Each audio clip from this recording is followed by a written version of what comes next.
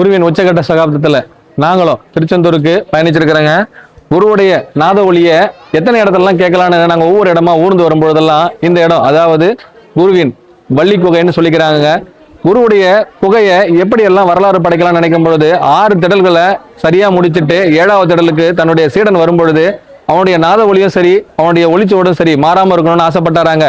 ஒளிச்சுவடு மட்டும் இல்ல, ஒளி சிதறலும் எப்படி எல்லாம் இருக்கணும்னு சொல்லும் பொழுது புகைக்குள்ள இருந்தாலும் சரி, குன்றில் இருந்தாலும் சரி, குருவின் சோட மாற்றி அமைச்சிருந்தாலும் சரி, சீடனாகப்பட்டவன் எப்படி இருக்கணுங்கிறதுக்கு இந்த குகையே ஒரு சான்றா இருக்காங்க.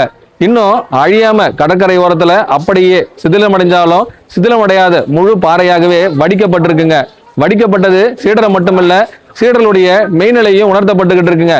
இந்த இடத்துல யாராச்சும் ஒருத்தர் வந்து தன்னுடைய மெய்நிலை உணர வேண்டும், ஆத்மநிலைனா என்ன, குருவின் பிரதானம்னா என்ன, யோகம்னா என்ன, ஞானம்னா என்னன்னு யாராச்சும் தெரிஞ்சுக்கணும்னா தன்னுடைய குருவின் முழு உபதேசத்தோடு இங்க வந்து 2 நிமிடம் அமர்ந்து ஆசனம் இருந்து பார்த்தாங்கன்னா அவங்களுக்கு இந்த மெய் உணர்வுனா என்னங்கிறதையும் தெரிஞ்சுக்கலாங்க.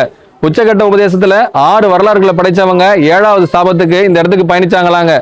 ஆணைய அடிசரக்குன்னு சொல்லுவாங்களாங்க. இந்த ஆணைனா அடிசரக்குன்னு யாருக்குமே தெரியாதுங்க.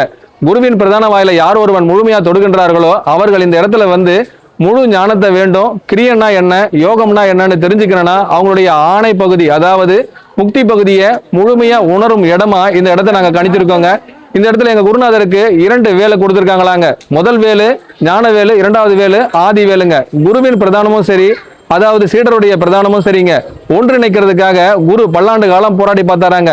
போராடின கடைசி காலகட்டத்துல தன்னுடைய எண்ண சுவடுகள்ல எது மெய்ப்புலனாக்கப்படுதோ அதுல யார் ஒருத்தர் முழு நிலையம் அடைஞ்சு தன்னுடைய யுக்திக்கு ஏற்ப முழு யோகத்தையும் இந்த இடத்துல பல சுவடுகளை காட்டணும்னு ஆசைப்பட்டாராங்க.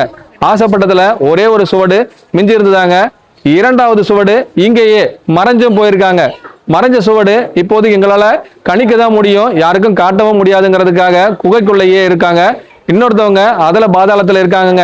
ஆதி சுவடா இருக்கிறவங்களுக்கு என்றும் மாறாம இருக்கிற குருநாதர் தன்னுடைய செயல் என்றும் எப்படி இருக்கணும், செயல்பாட்டுக்குள்ள இருக்கிற சீடர்களும் வழிமுகடுகளும் எப்படி மாறாம இருக்கணுங்கிறதையும் உத்வேகமா சொல்லி கொடுத்த ஸ்தலம் தாங்க இங்க திருச்செந்தூர் இருக்கிற குரு சுப்பிரமணிய சுவாமியின் கோவிலுங்க.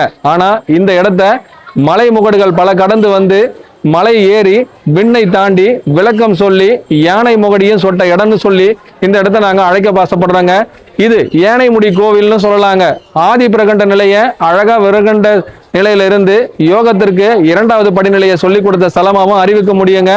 உச்சகட்ட வரலாற்றில் மீண்டும் எங்களுடைய வரலாறு படைத்த எங்கள் குருநாதர் குரு தவசூதநாதருக்கு என்றும் இது 7ஆம் படிநிலை எனில் இதில் அவருடைய ஒரே ஒரு கை பதித்த இடம்னு தான் நாங்க சொல்லி முடிக்க முடியுங்க. 6வது குள்ளத்திலிருந்து என்றும் மாறாது. அனைவருக்கும் குருவே சரணம், குருவடி சரணம், திருவடி போற்றிங்க.